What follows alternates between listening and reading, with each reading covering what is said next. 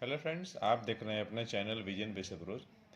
इसके पिछले वाले वीडियो लेक्चर में हम लोग class 10th ICSE board 2023 paper से रिलेटेड मल्टीपल चॉइस क्वेश्चन, जो कि सेक्शन ए में क्वेश्चन नंबर 1 था, और हम लोगों ने फर्स्ट 15 मल्टीपल चॉइस क्वेश्चन 1 के अंतर्गत डिस्कस किया था।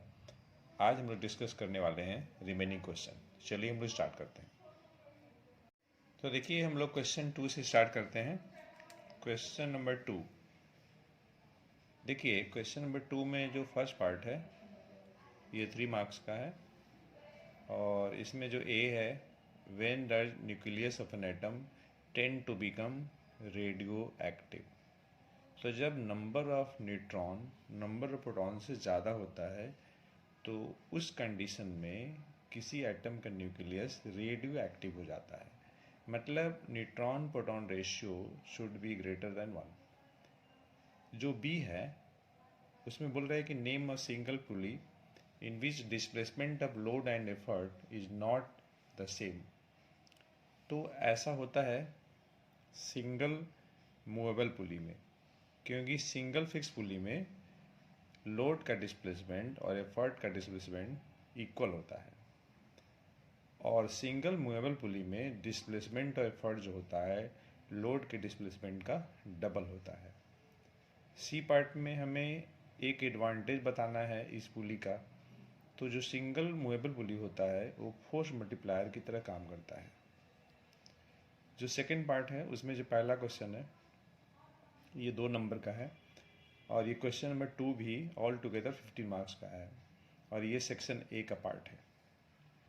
तो सेकंड का ए में what is the position of centre of gravity of triangular lamina. Triangular lamina, ठीक है, तो सी जी जो होगा at the point of intersection of all 3 medians होगा। इसका जो बी पार्ट है, when this triangular lamina is suspended freely from any one of vertex, what is the moment of force produced by its own weights in rest position. Next देखिए, third है question number 2 का। ये diagram बना हुआ है। The diagram shows wheel O pivoted at point A. 3 equal forces F1, F2 and F3 act at the point B on the wheel. यहाँ पे देखिए 3 फोर्स लग रहे हैं, F1, F2 और F3। तुम लोग को बताना है कि which force will produce maximum moment. Moment क्या होता है? Force into displacement. तो F1, F2, F3 ये तीनों का तीनों इक्वल फोर्सेज हैं, मतलब मैग्नीट्यूड सेम होगा। तो फिर मोमेंट किस पे डिपेंड करेगा? Perpendicular distance between the line of action of force and the pivoted point. तो ठीक है, तो F1 का जो लाइन ऑफ एक्शन होगा ए से मैक्सिमम डिस्टेंस पे होगा, इसलिए मैक्सिमम जो फोर्स जो F1 जो है मैक्सिमम मोमेंट प्रोड्यूस करेगा। तो ए का आंसर F1 हो जाएगा। रीजन परपेंडिकुलर डिस्टेंस मैक्सिमम है। क्वेश्चन नंबर सेकंड का fourth, what should be the angle between direction of force and direction of displacement. Work देखिए नेगेटिव होना है, तो थीटा कितना होना चाहिए? 180 होना चाहिए। Name the physical quantity obtained using U upon H। तो देखिए U बराबर होता है mgh। U क्या है? पोटेंशियल एनर्जी है। तो U बाई H मतलब mg। mg क्या है? वेट है, तो इसका आंसर वेट हो जाएगा। Fifth, calculate the power spent by crane while lifting a load of mass 2000 kg at a velocity 1.5 metre पर सेकेंड, जी दिया हुआ है। देखिए power spent, force into speed. Force कैसे निकालेंगे? M ji.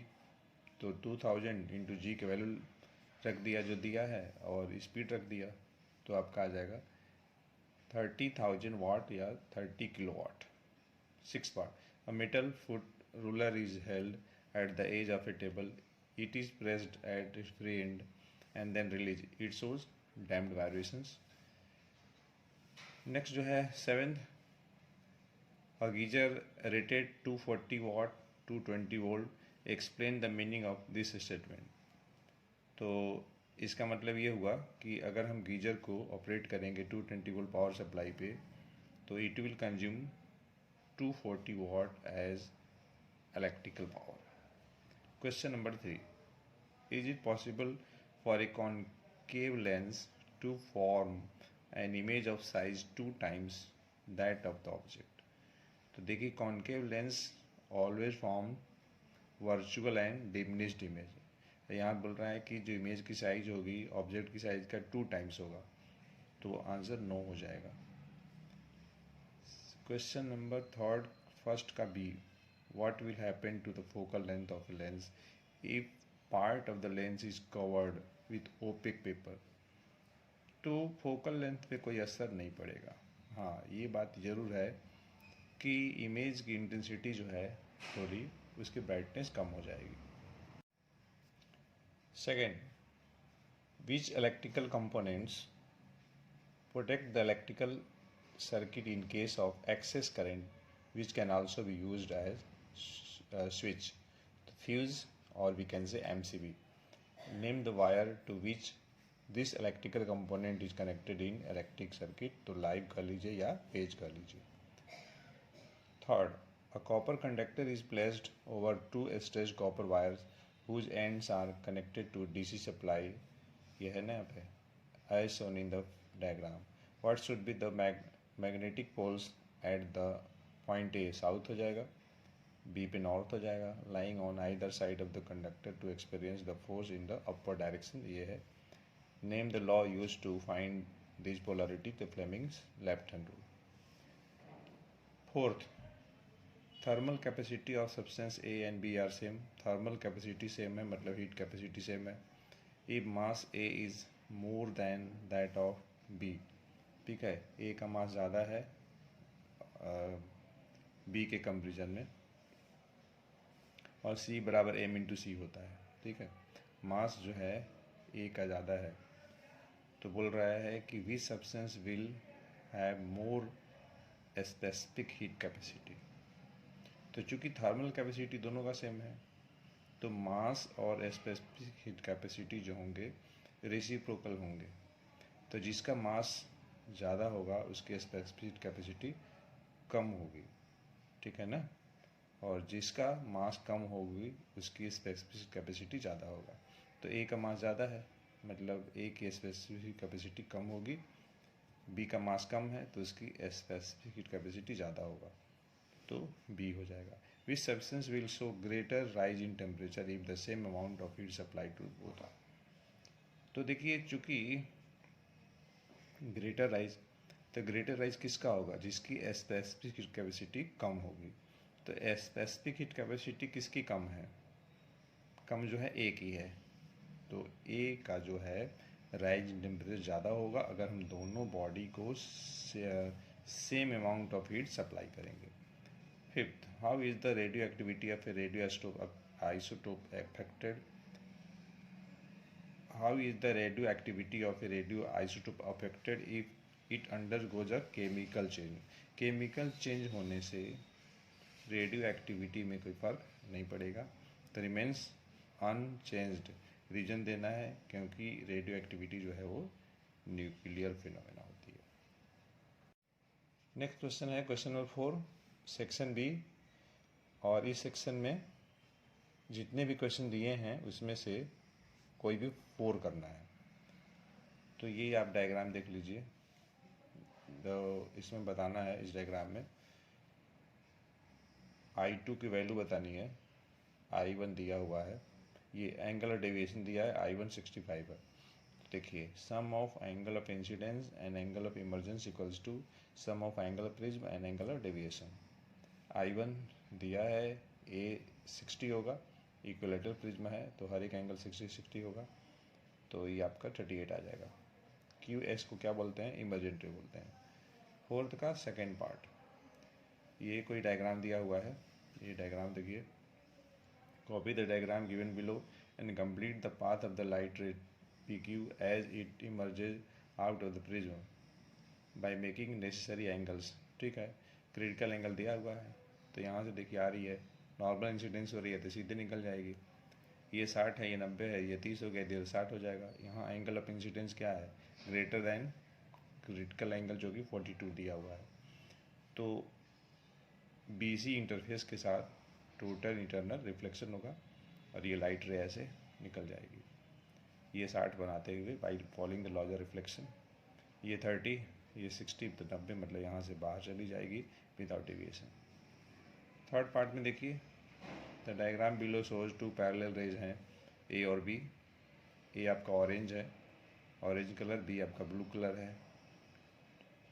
Incident from air on air glass in boundary, ये air glass boundary है, copy करना है और कंप्लीट करना है। रेयर टू डेंसर, तो बेंड्स टूवर्ड्स द नॉर्मल हो जाएगी, no problem. How do the speed of these rays differ in the glass, ठीक है। तो देखिए, वीब ग्योर, वीब ग्योर, ये आप जानते हैं जब इधर से इधर जाएंगे वायलेट टू रेड एंड, तो वेवलेंथ बढ़ती है, स्पीड भी बढ़ती है। तो हमारे पास कलर ऑरेंज है और ब्लू है, ये है आपका ऑरेंज, ये आपका ब्लू है। तो ऑरेंज की स्पीड ज़्यादा होगी, तो speed of orange light is greater than the speed of blue light. Are the two reflected rays in glass parallel, तो नहीं होगा, नो आंसर होगा। अब उसमें देखिए रीजन क्या है, तो ग्लास में जो ऑरेंज कलर है उसकी स्पीड ब्लू से ज़्यादा है, तो ऑरेंज कलर वाली जो लाइट है उसकी डेविएशन कम होगी। तो deviation of light for orange colour is less than the deviation of light for blue colour. दोनों के लिए आई सेम है, तो आई माइनस डेल्टा ऑरेंज के लिए ज़्यादा होगा in comparison to I minus delta for blue colour. I minus delta क्या है, एंगुलर रिफ्रैक्शन है। Angular refraction for orange colour is greater than the angle of refraction for blue colour, ठीक है। ये रीजन हो गया। जो नेक्स्ट क्वेश्चन है, क्वेश्चन नंबर 5 है। इसमें देखिए ये लेंस से रिलेटेड न्यूमेरिकल्स है। इसमें देखिए कॉन्वेक्स लेंस का फोकल लेंथ दिया है, पॉजिटिव लेंगे, और इसमें v दिया हुआ है, +60 ले लिया, u निकालना है तो लेंस फार्मूला लगा लेंगे, तो u आपका -12 सेंटीमीटर आ जाएगा। जो फिफ्थ का जो सेकंड क्वेश्चन, ये देखिए रियल डेप्थ, एपरेंट डेप्थ और म्यू रिलेटेड है। इसमें शिफ्टिंग दिया हुआ है, म्यू दिया हुआ है, तो हम लोग को रियल डेप्थ निकालना है। तो फार्मूला लगा लीजिएगा, शिफ्टिंग बराबर रियल डेप्थ इंटू 1 - 1/म्यू। सॉल्व करेंगे गिवन डेटा को रखते हुए, तो रियल डेप्थ आपका मिल जाएगा 12 millimetre. How is the critical angle related to the refractive index of a medium, तो म्यू बराबर 1/sin c या म्यू बराबर cosec c हो जाएगा। Infrared radiations are used in warfare, explain with the reason, क्योंकि ये इनविजिबल होती है और किसी मीडियम में इसका ऑब्जर्प्शन कम होता है। अब देखिए जो बी पार्ट है, ये डायग्राम बना हुआ है, आप देख ही रहे होंगे, ये वायलेट है, ये रेड है, एंगल ऑफ इंसिडेंस 45 है, 60 है, 60 है। Name the phenomena exhibited by the ray of light when it इंटर्स and images out of the prism, ठीक है। तो डिस्पर्शन हो जाएगा, dispersion of light. State the cause of above phenomena mentioned by you. Difference in speed of light of colors, difference in speed of light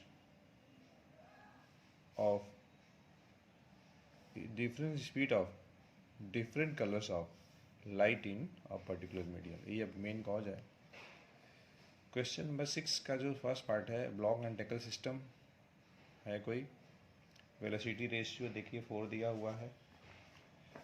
तो पहले part में आप लोग को डायग्राम बनाना है, ड्रॉ डायग्राम, लेबल डायग्राम बनाना है सिस्टम का, indicating clearly direction of load and effort. तो ये इसका डायग्राम है, आप देख सकते हैं, ऊपर 2 पुली, नीचे 2 पुली, ये फिक्स ब्लॉक है, ठीक है ना, यहाँ पर ब्लॉक, ये लोअर ब्लॉक है या मूवेबल ब्लॉक है, ये टेंशन का डायरेक्शन है, ये फट का डायरेक्शन है, ये लोड का डायरेक्शन है। मैकेनिकल एडवांटेज 4 होगा, क्योंकि हम जो है बात कर रहे हैं आइडियल सिचुएशन की, और 4 कैसे आया, तो 1 2 3 4 सेगमेंट इस लोड को सपोर्ट कर रहा है, इसलिए मैकेनिकल एडवांटेज 4 हो जाएगा। तो इस तरीके से हो गया। जो नेक्स्ट क्वेश्चन है देखिए, मीटर रूल का है। तो इसमें बोल रहा है कि metre scale of weight 50 GF can be balance at 40 centimetre mark, मतलब 40 पे CG हो जाएगा। फिर बोल रहा है कि अगर इसको हम 2 टुकड़ा कर दें 50 से, तो किस टुकड़े का वजन ज़्यादा होगा। तो 0 to 50 सेंटीमीटर का वजन ज़्यादा होगा 25 GF से, ठीक है। फिर बोल रहा है कि what minimum weight placed on this metre rule can balance this rule when it is pivoted at the centre. मतलब अगर यहाँ पे पायोट हो जाए तो हम कितना मिनिमम जो है वेट लगाएंगे बैलेंस करने के लिए। ठीक है, यहाँ x लगा दिया, इधर 40 पे वेट लगेगा, तो by principle of moment calculate कर लेंगे। 50 GF इंटू 10 हो जाएगा बराबर 50 यहाँ से यहाँ तक डिस्टेंस, और ये x सॉल्व करेंगे 10 GF आ जाएगा। ये देखिए वर्क एनर्जी थ्योरम का एक क्वेश्चन है, वर्क डन निकालना है, तो ये आपका आ जाएगा 12,000 आ जाएगा, जूल आ जाएगा। पावर निकालना है तो वर्क अपॉन टाइम कर लेंगे, तो 12,000 में 5 से डिवाइड कर लेंगे, तो ये आपका आ जाएगा 2400 आ जाएगा। 2400 जूल पर सेकेंड और 2400 वाट हो जाएगा। क्वेश्चन नंबर 7 का जो फर्स्ट पार्ट है, which characteristics of sound is affected due to large surface area of school bell. तो लाउडनेस डेफिनेटली, ये देखिए इको ऑफ साउंड पे क्वेश्चन है, यहाँ पे स्पीड दिया हुआ है, टाइम दिया है इको सुनने का, तो हम लोग को डिस्टेंस बताना है। डी बराबर वी इंटू टी अपॉन 2 कर लेंगे, वी 1500 इंटू टी आपका 14 और 2 सॉल्व करेंगे तो 10,500 मीटर हो जाएगा, 10.5 किलोमीटर। ये देखिए न्यूक्लियर रिएक्शन का क्वेश्चन है। अल्फा एमिशन में मास नंबर 4 कम हो जाएगा, एटॉमिक नंबर 2 कम हो जाएगा। बीटा एमिशन में मास नंबर सेम रहेगा, एटॉमिक नंबर 1 बढ़ जाएगा। कौन ऐसा रेडिएशन है जिसकी आयोनाइजिंग पावर ज़्यादा होती है, हाईएस्ट होती है, अल्फा की। We are able to see, जो नेक्स्ट क्वेश्चन है, TV channel clearly when we set TV on auto tuning. तो रेजोनेंस के चलते ऐसा होता है। रेजोनेंस को डिफाइन करना है बी पार्ट में, सी पार्ट में कोई एक एग्जांपल दे देना है। जो नेक्स्ट क्वेश्चन है क्वेश्चन नंबर 8, इसमें देखिए पहले पार्ट में स्पेसिफिक रेजिस्टेंस को डिफाइन करना है। फिर बोल रहा है कि what happen to the specific resistance of conductor, इसका लेंथ डबल हो जाए। तो स्पेसिफिक रेजिस्टेंस शेप साइज पर डिपेंड नहीं करता है, इसलिए कोई फ़र्क नहीं पड़ेगा, मतलब अनचेंज रहेगा। एक ऐसे सब्सटेंस का नाम बताना है जिसकी स्पेसिफिक रेजिस्टेंस जो है अनचेंज रहेगी विथ इंक्रीज टेम्परेचर। तो ऐसा होता है अलॉय के केस में, मतलब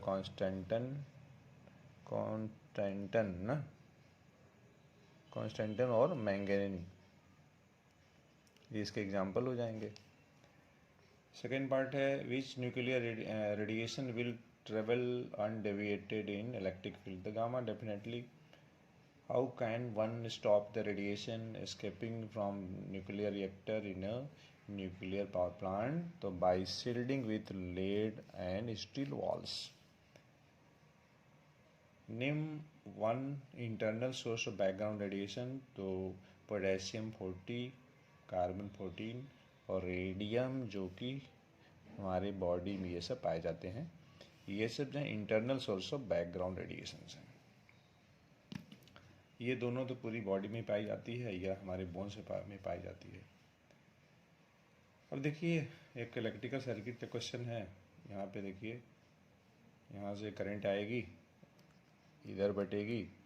अब जो कि इस पाथ में एक ही करंट फ्लो करेगी, तो ये दोनों सीरीज में हो जाएगा, तो 15-15 30 हो जाएगा, 30-30 ये 30 और इधर का दोनों मिलाकर के सीरीज वाला 30, ये हो जाएगा आपको दोनों पैरेलल में। इक्विवेलेंट निकालेंगे 15 हो जाएगा, 15 2 17, यहाँ से आई निकल जाएगा, EMF 10 cell upon total resistance, तो यह आपका हो जाएगा 0.2 एम्पियर। टर्मिनल वोल्टेज निकालना है, तो आई इंटू एक्सटर्नल रेजिस्टेंस, तो 0.2 इंटू 15, तो 3 वोल्ट हो जाएगा। क्वेश्चन नंबर 9 बोल रहा है, पहले पार्ट में देखिए total amount of heat energy निकालना है। to melt 200 gram of ice at 0 degree Celsius to water at 100 degree Celsius. Q बराबर ml plus mc delta T लगा लेंगे। m इंटू एल क्या हो गया, आइस के लिए, और mc डेल्टा टी वाटर के लिए। सॉल्व करेंगे तो आ जाएगा 151200 जूल आ जाएगा। बी पार्ट में principle of calorimetry, total heat lost by hot body equals to total heat gain by cold body. Name the material use for making calorimeter, तो copper होता है। कैरेक्टरिस्टिक्स बताना है तो यह गुड कंडक्टर ऑफ हीट होता है और इसकी स्पेसिफिक हीट कैपेसिटी लो होती है। इसके बाद 9 का जो थर्ड पार्ट है, ये देखिए, ये डायग्राम देख रहे होंगे, जाना पहचाना है। हम लोग बताना है पोलरिटी एट ए। तो देखिए, ये देख रहे हैं, अगर आप राइट हैंड थंब रूल लगाएंगे, राइट हैंड थंब रूल, तो ये देखिए यहाँ पे ऐसे इस टाइप से, यहाँ पे इस टाइप से, इस एंड पे इस टाइप से लगाएंगे। ये देख रहे हैं ना मैग्नेटिक फील्ड का डायरेक्शन, यहाँ देखिए, यहाँ देखिए मैग्नेटिक फील्ड का डायरेक्शन, तो कुछ ऐसे रहेगा, मतलब ये ऐसे, यहाँ ऐसे, ये करंट, तो मतलब ये हो जाएगा बैटरी का नेगेटिव, ये होगा बैटरी का पॉजिटिव। ठीक है, मतलब B negative, A positive. State the effect on the magnetic field if an iron rod is held along the axis of the loop। तो जो मैग्नेटिक फील्ड है इंक्रीज हो जाएगी। State one way to change the polarity of the cell, तो by changing the terminals of the cell, ऐसे घुमा देना है। ठीक है। Decrease the state one way to decrease the strength of magnetic field around the coil, तो by decreasing the magnitude of current। तो friends, ये रहा फिजिक्स का पेपर का सॉल्यूशन 2023,